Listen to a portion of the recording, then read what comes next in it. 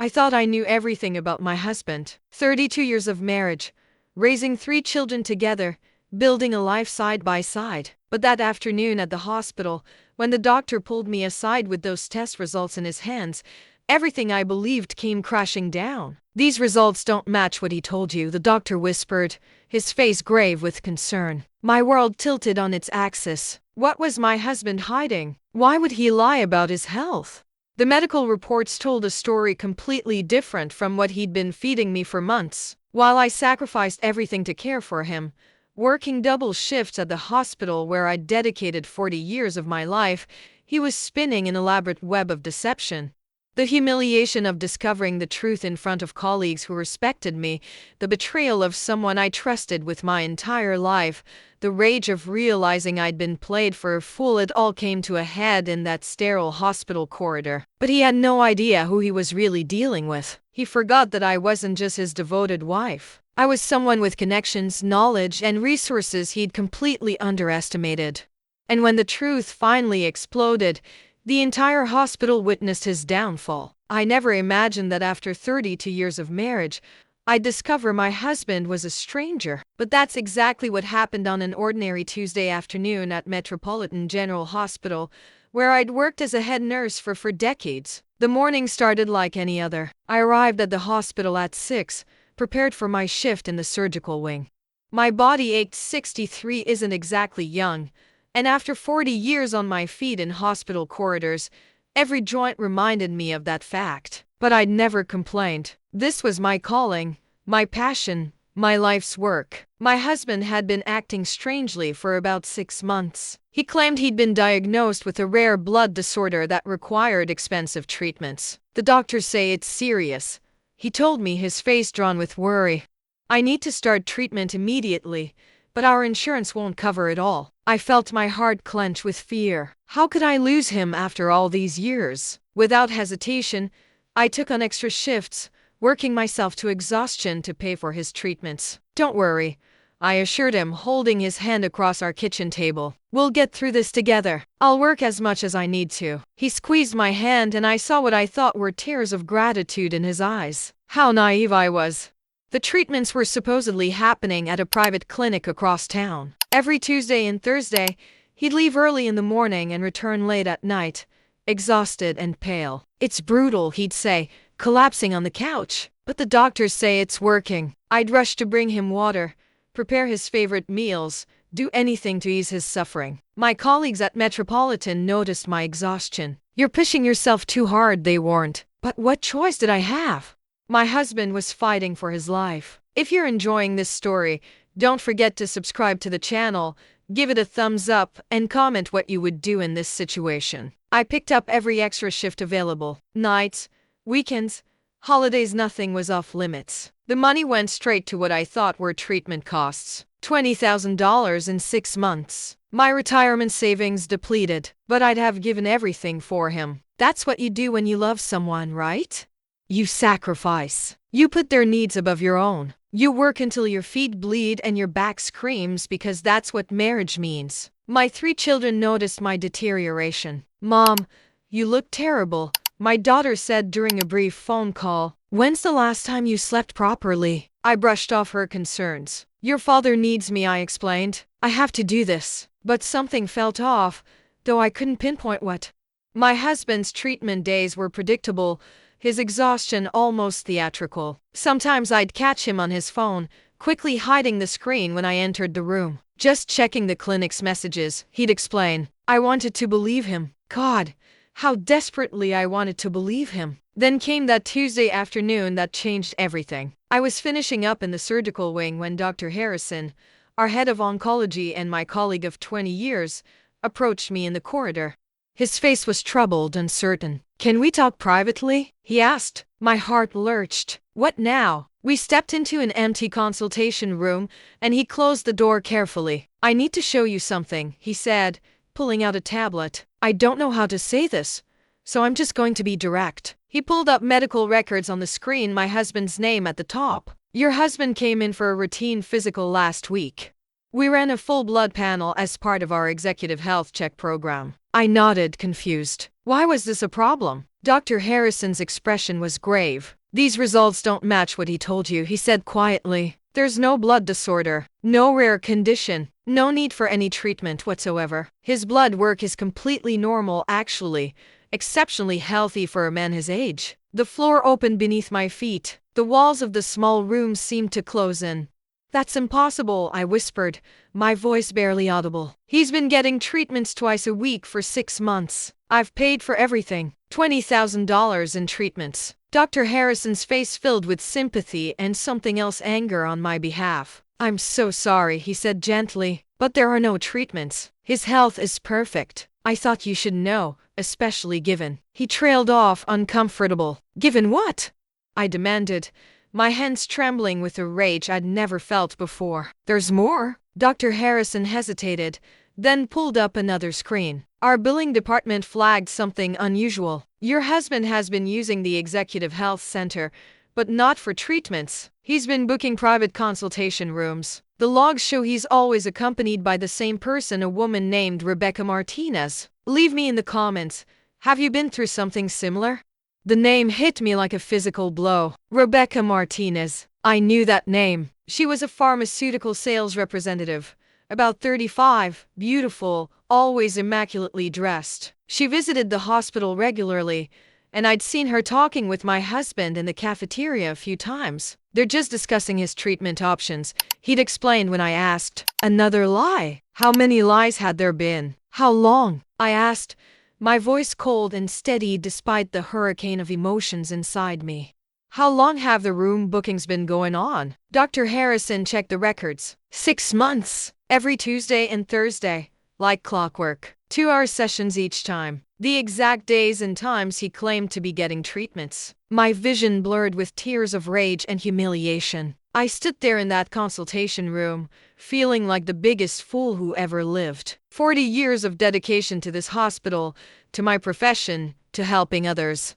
32 years of marriage, 3 children, countless sacrifices. And for what? To be played like some naive schoolgirl by a man I'd trusted with my entire life. The humiliation burned through me like acid. My colleagues would know. Dr. Harrison knew. How many others had noticed? How many pitying looks had I missed while I worked myself to death to fund my husband's affair? Does anyone else know? I asked, my professional composure somehow still intact. Dr. Harrison shook his head.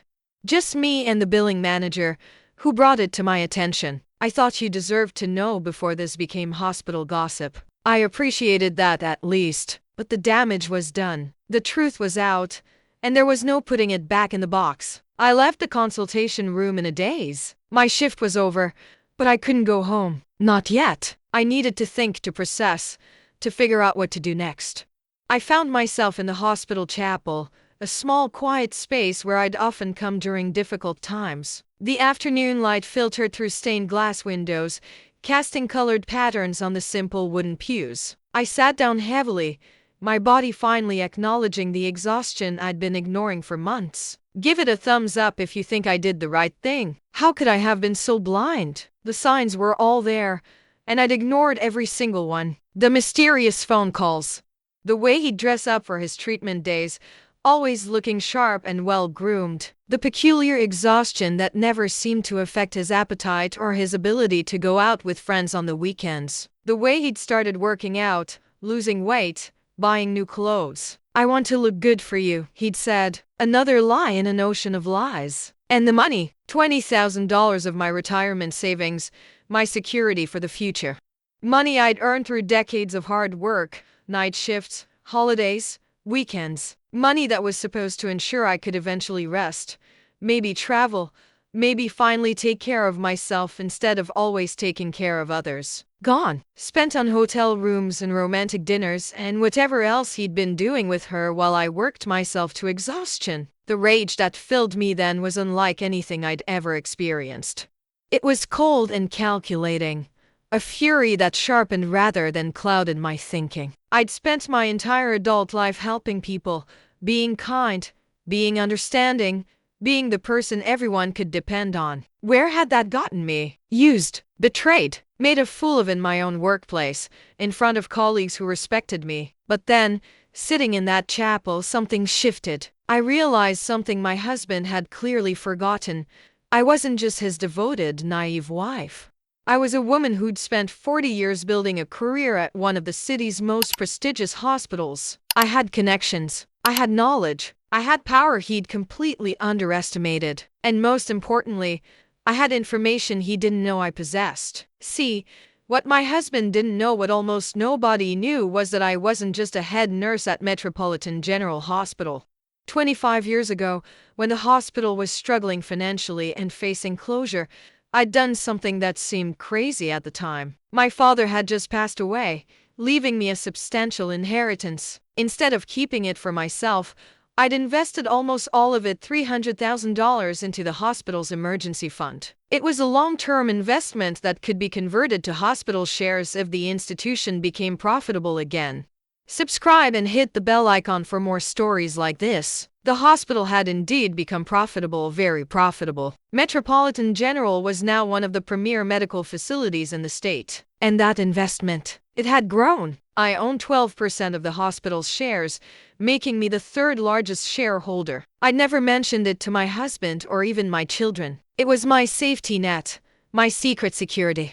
I'd planned to surprise my family with it when I retired, maybe use the dividends to help my children buy homes or fund my grandchildren's education. But now, sitting in that chapel with my world crumbling around me, I realized I had a weapon, a powerful one, and I was going to use it. Would you do the same in my place? I dried my tears and stood up. My sadness transformed into determination. I pulled out my phone and made a call to Margaret Hendricks, the hospital's CEO and a woman I'd worked with for 15 years. Margaret, it's me. I need to call an emergency board meeting. Tonight, if possible. I'm invoking my shareholder rights. There was a pause on the other end. Margaret knew about my shares, of course. As CEO, she had to, but I'd never exercised any shareholder privileges before. Is everything okay? She asked, concern in her voice. No, I said honestly. But it will be. Can you arrange a meeting? Margaret agreed immediately. 7 o'clock tonight, boardroom. I'll notify the other shareholders. I thanked her and ended the call. Then I made another call, this one to my daughter. Sweetheart, I need you to listen carefully. Don't interrupt. Just listen. I explained everything, the fake illness, the affair, the money, the betrayal. She gasped and started to speak, but I cut her off. I need you to do something for me. Go to the house.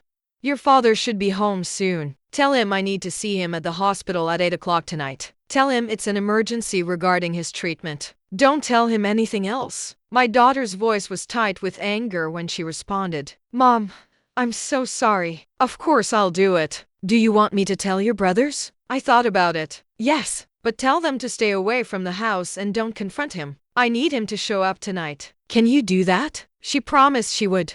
I could hear the fury in her voice, the protective instinct children have for their parents, even when those parents are adults themselves. It warmed me slightly, reminding me that I wasn't alone. Comment below what you would have done differently. The hours until the board meeting crawled by. I went through the motions of my work, but my mind was elsewhere, planning, strategizing. I'd spent 40 years being kind and understanding. Tonight, I was going to be something else entirely.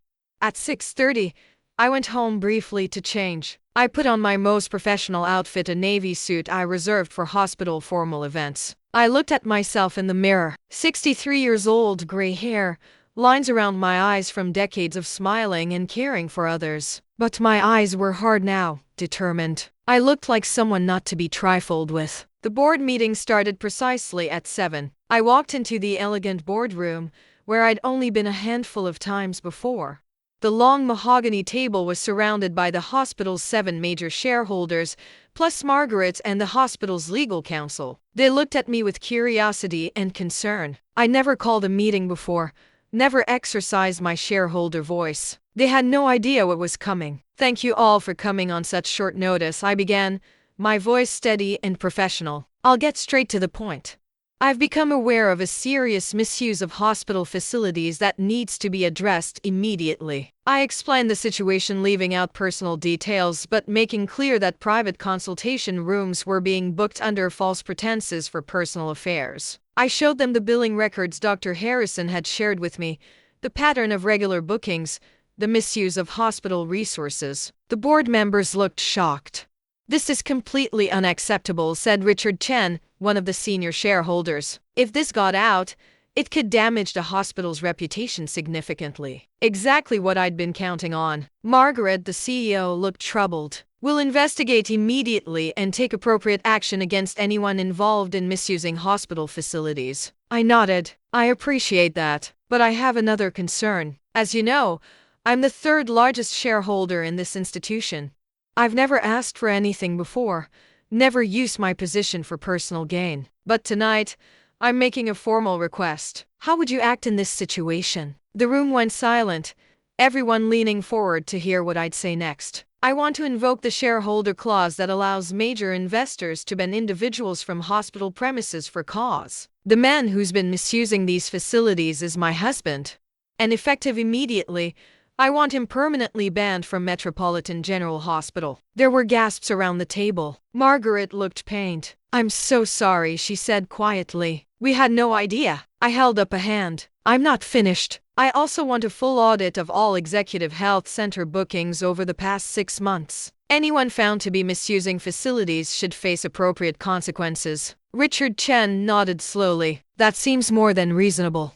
I move that we grant the shareholders' request for a ban and conduct the audit immediately." The motion was seconded and voted on. It passed unanimously. Just like that, my husband was banned from the hospital where I'd worked for 40 years, where he'd carried on his affair, where he'd made a fool of me. But I wasn't done yet. "There's one more thing," I said. "I want this ban announcement to be made publicly, tonight, in the main lobby where staff and visitors can see it.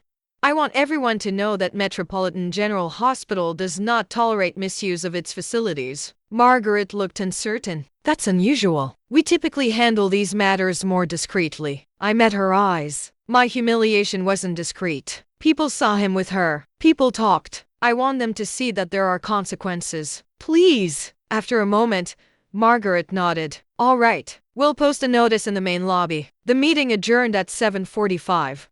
I had 15 minutes before my husband was scheduled to arrive. I went down to the main lobby and watched as hospital security posted the notice on the main bulletin board. It was official, legal, and public. Notice of facility ban. His full name is hereby permanently banned from Metropolitan General Hospital premises effective immediately. Any attempt to enter the facility will result in prosecution for trespassing. By order of the Board of Shareholders. It was there in black and white for everyone to see. Do you think I overreacted? At exactly 8 o'clock, my husband walked through the hospital's main entrance. He looked worried, probably because my daughter had told him there was an emergency regarding his treatment. He spotted me standing near the main desk and hurried over. "What's wrong?" he asked, his face a mask of concern. "Is something happening with my treatment?" I looked at him. This man I'd loved for over 3 decades, this stranger who'd betrayed me so completely. "Oh, your treatment," I said, my voice dripping with ice. "You mean the treatment that doesn't exist?" His face went pale. He opened his mouth, but no words came out. "That's right," I continued, louder now. People in the lobby were starting to notice. "I know everything. The fake blood disorder, the expensive treatments that never happened, Rebecca Martinez, the consultation rooms.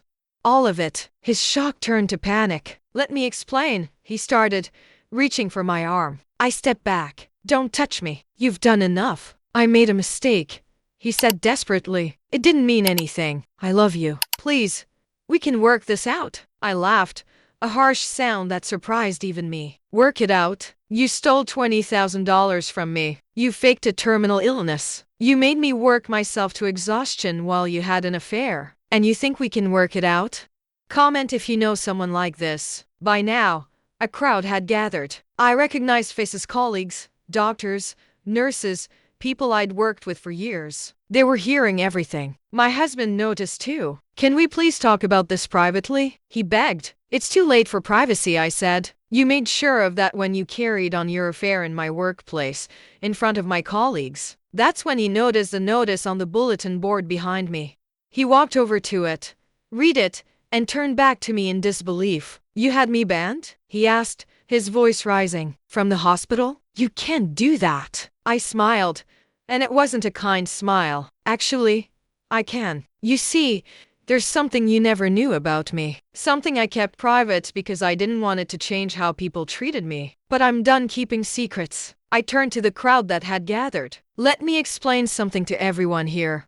25 years ago, when this hospital was going bankrupt, I invested $300,000 of my inheritance to save it. That investment is now worth considerably more, and it makes me the third largest shareholder in this institution." The crowd murmured in surprise. I saw shock on the faces of colleagues who'd worked beside me for decades. My husband's face went from pale to gray. "As a major shareholder," I continued, "I have certain rights, including the right to ban individuals who misuse hospital facilities. And you, my dear husband, have been misusing our executive health center for the past 6 months. So yes, I had you banned." The board voted unanimously. Was I wrong to feel this way? My husband's shock was giving way to anger. "This is ridiculous," he shouted. "Over a stupid affair? You're going to humiliate me like this in public?" His words hung in the air. Over a stupid affair. Not an apology. Not remorse.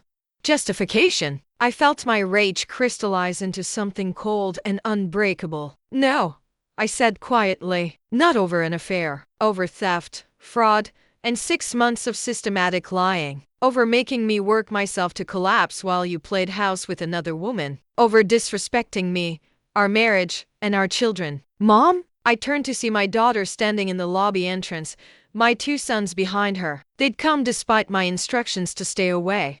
My daughter's face was streaked with tears, but her expression was fierce. "We're here for you," she said. "Whatever you need." My sons nodded in agreement. My husband looked at his children, perhaps expecting them to defend him. Instead, my oldest son stepped forward. "Dad, you need to leave," he said, his voice hard. "You heard Mom. You're banned from the hospital. If you don't leave, they'll call the police for trespassing."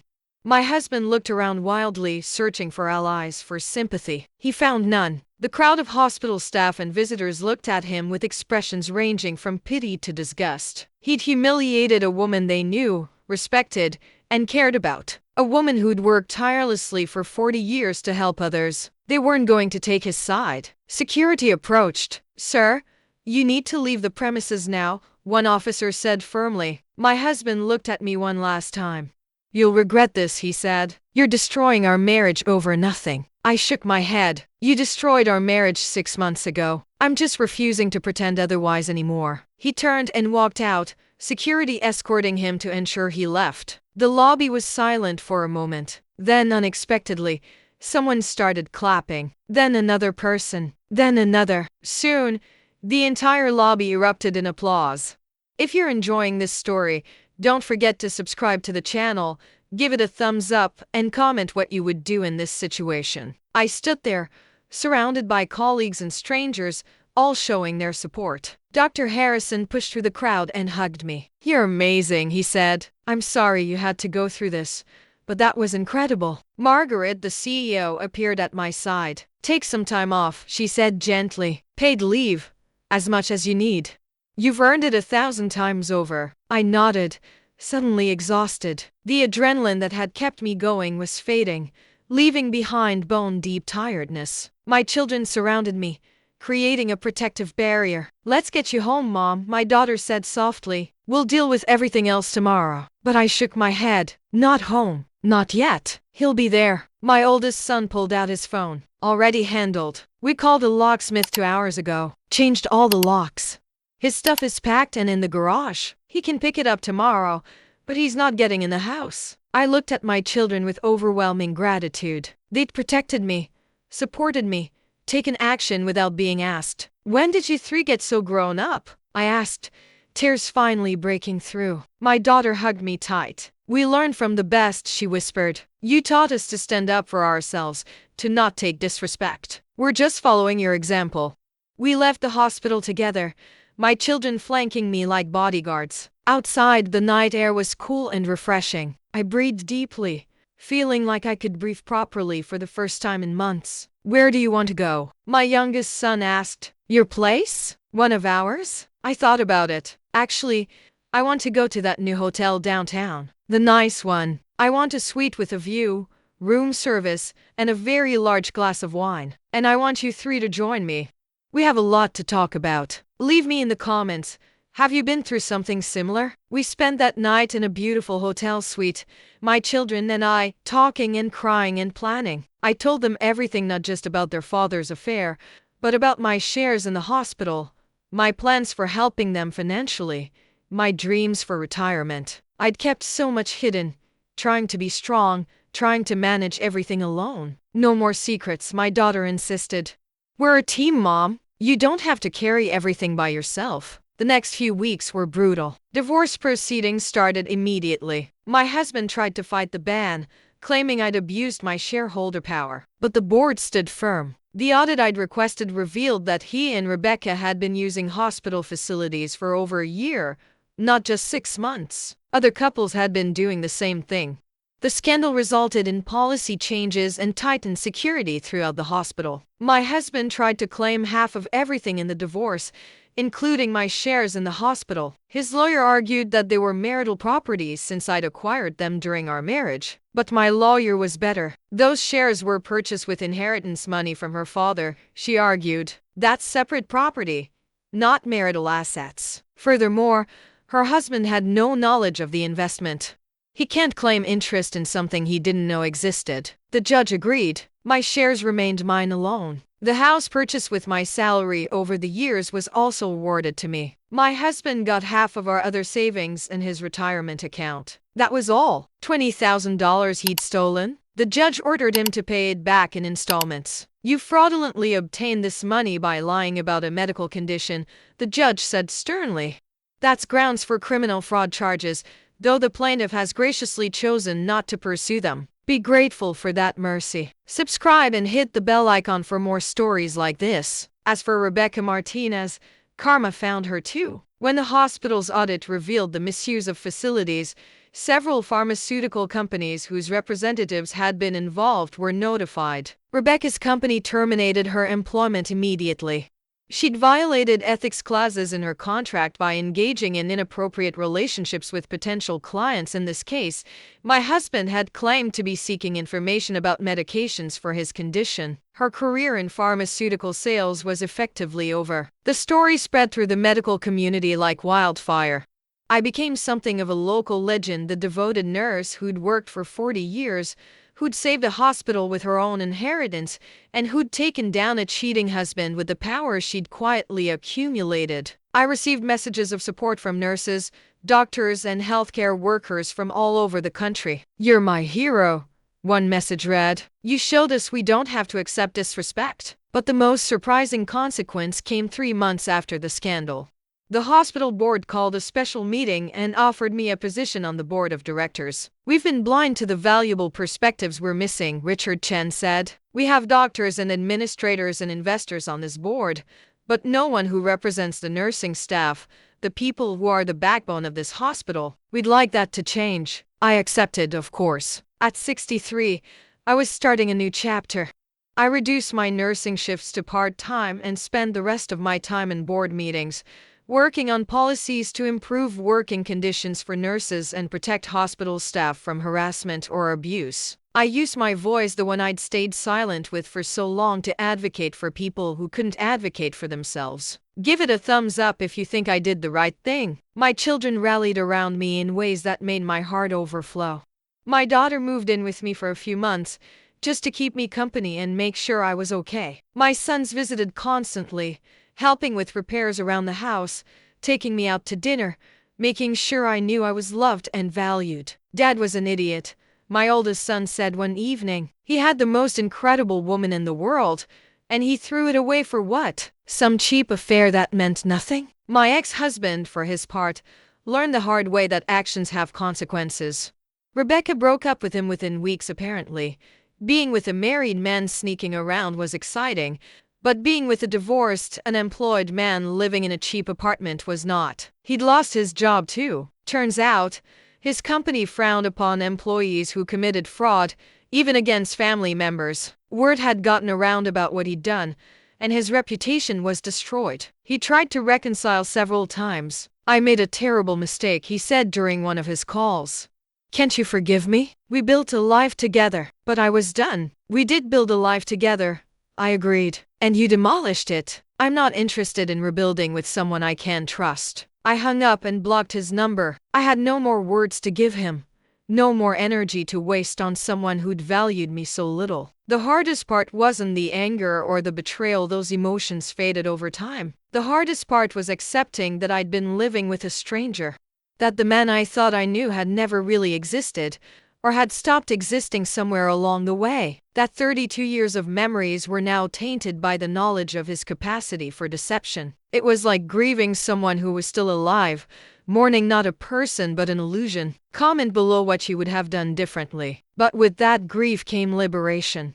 I realized how much of myself I'd sacrificed over the years, how much I'd diminished my own achievements to make him feel important. My shares in the hospital? I'd never mentioned them because I didn't want him to feel insecure about earning less than me. My promotions at work? I downplayed them to avoid his jealousy. My dreams and ambitions? I'd shelved them to support his career and comfort his ego. No more. At 63, I was finally putting myself first.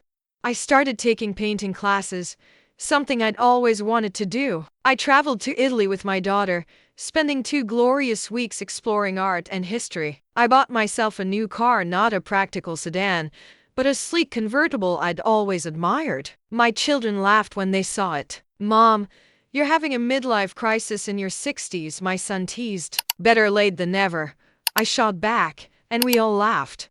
A year after the divorce was finalized, I stood in the hospital's main lobby where I'd publicly confronted my ex-husband. They were unveiling a plaque honoring long-term employees who'd made significant contributions to the institution. My name was on it, along with a mention of my investment that had helped save the hospital. "A woman of dedication, compassion, and extraordinary generosity," the plaque read.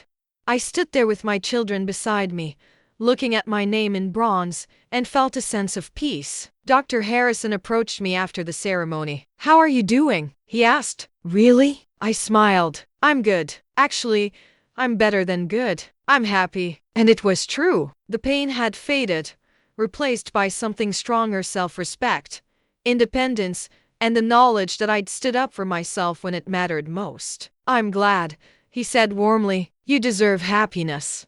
You've given so much to others. It's time you received something back. How would you act in this situation?" That evening, I sat on my back porch with a glass of wine, watching the sunset paint the sky in shades of orange and pink. My phone buzzed with a message from my daughter. "Love you, Mom. Proud of you every single day." I smiled and typed back, "Love you too, sweetheart. Thank you for being there." My life looked nothing like I'd planned. At 63, I was divorced, living alone, starting over. But I wasn't starting from scratch. I was starting from experience, from strength, from a place of knowing exactly what I was worth. The hospital thrived under new policies we implemented. Abuse of facilities dropped to zero. Staff morale improved as nurses felt more valued and protected. My role on the board allowed me to create real change, to ensure that the people who'd given their careers to healthcare were treated with the respect they deserved. It was satisfying in a way that pure nursing had never been. I was helping on a larger scale, creating systems that would benefit thousands. Sometimes people ask me if I regret how I handled things, if exposing my ex-husband so publicly was too harsh, if I should have tried to work things out. My answer is always the same: I regret nothing. He made his choices, and I made mine. He chose deception and disrespect. I chose dignity and self-respect. He wanted to handle things quietly, to sweep his betrayal under the rug and move on as if nothing had happened. but I refused to protect him from the consequences of his actions. Do you think I overreacted? What he never understood, what people who underestimate quiet, devoted women never understand, is that kindness isn't weakness. Patience isn't passivity. And a woman who's spent decades taking care of others, building a career, accumulating knowledge and power, is not someone to trifle with. I'd been underestimated my entire life, too old, too devoted, too selfless to fight back. My ex-husband made the fatal mistake of believing his own narrative about who I was. The truth is, I'd always been strong. I'd raised 3 children while working full-time. I'd invested wisely, saved a hospital, built a career that spanned for decades. I'd been a force to be reckoned with all along. I just hadn't needed to prove it. But when pushed, when betrayed, when disrespected so profoundly, that's when the world discovered what my children had always known. Their mother wasn't someone to mess with. 2 years after the divorce, I met someone new. A retired doctor, a widower who understood grief and rebuilding. We met at a hospital fundraiser and talked for hours about medicine, life, second chances. It was casual, easy, with no pressure or expectations. We started dating slowly, dinners, museums, long walks. He knew my story. Everyone in the medical community did. But he didn't pity me. He admired me. "You're remarkable," he said one evening. "Not because of what happened to you, but because of how you handled it. Comment if you know someone like this." I didn't rush into anything. Trust, once broken, takes time to rebuild. But I was open to possibility in a way I hadn't been before. Life had taught me that I could survive anything, that I was complete on my own, that I didn't need someone else to validate my worth. That made me free to choose companionship simply because I wanted it, not because I needed it. That's a powerful place to operate from. My ex-husband heard about my new relationship, of course. He called, breaking months of silence. "I heard you're seeing someone," he said, his voice tight. "That doctor from the hospital." I was quiet for a moment, then responded calmly. "My personal life is no longer your concern." "Was there something else?" he sputtered, angry and defensive. "After 32 years of marriage, you move on that quickly?" What did I mean to you? I could have engaged, could have reminded him that he'd moved on first, that he'd destroyed our marriage, that he had no right to comment on my choices.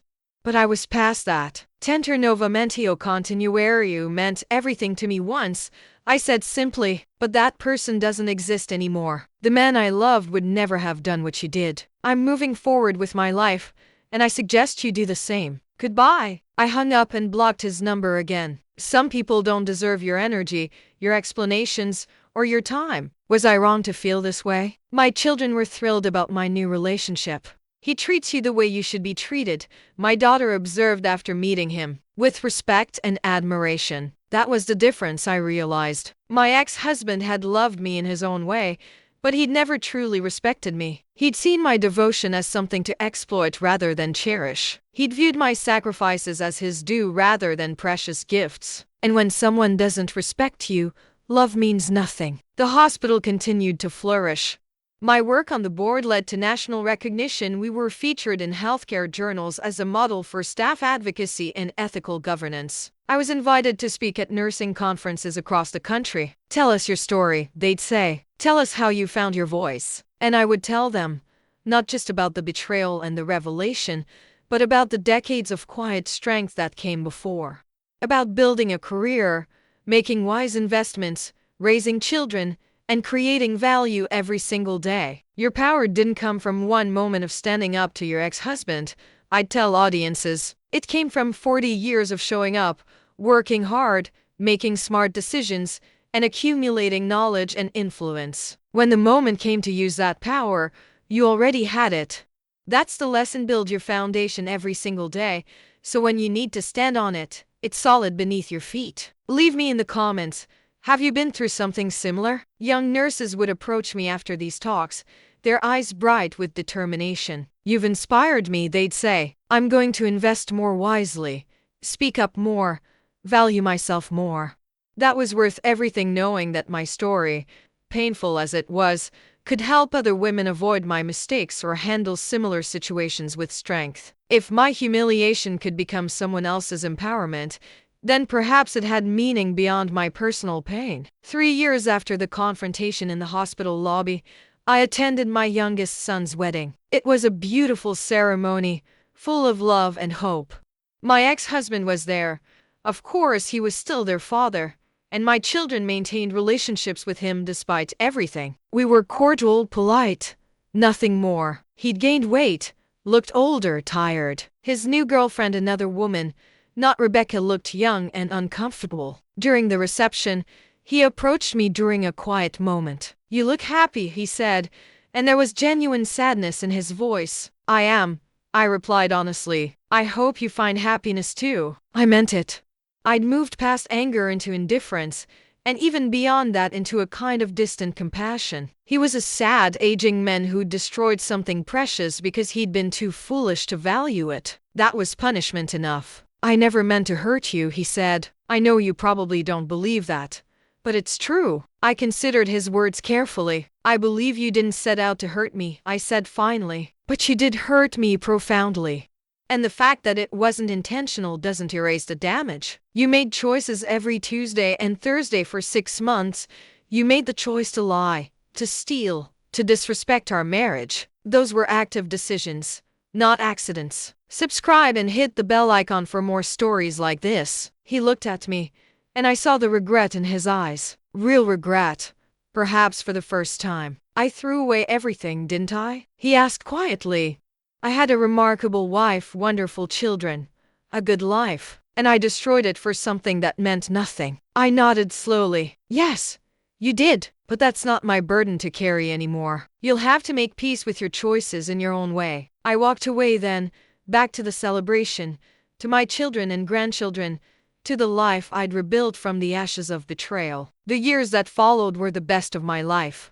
I retired from active nursing at 65 but continued my board work. My investments had grown substantially, providing financial security beyond anything I'd imagined. I traveled extensively, pursued hobbies I'd neglected for decades, spent quality time with my children and grandchildren. The relationship with the retired doctor evolved into a committed partnership. We married in a small ceremony on a beach, surrounded by family and friends.